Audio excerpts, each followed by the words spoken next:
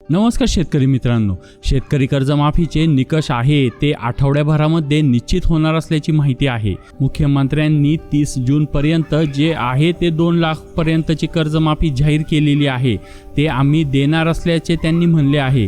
त्या दृष्टीने सहकार विभाग आणि शेतकरी कर्जमाफीची माहिती देणार आहे। शेतकरी कर्जमाफीसाठी सहकार विभागाने बँकेकडून 54 रखान्यांमध्ये सप्टेंबर 2025 पर्यंतच्या शेतकऱ्यांची वेगवेगळी माहिती भरून घेतलेली आहे आणि ही सगळी माहिती बँकेकडून संकलित करण्यात आल्यानंतर आता त्यामधले निकष ठरवले जाणार आहेत की 2 लाख रुपये पर्यंत कर्जमाफी कुठल्या शेतकऱ्यांना दिली जावी। त्याचे निकष जे आहेत ते या सगळ्या डेटामधून गोळा केले जातील आणि ते सरकारला सादर केले जातील। येत्या 8 दिवसांमध्ये हे सगळे निकष जे आहेत ते निश्चित केले जातील आणि ते सरकारला दिले जातील।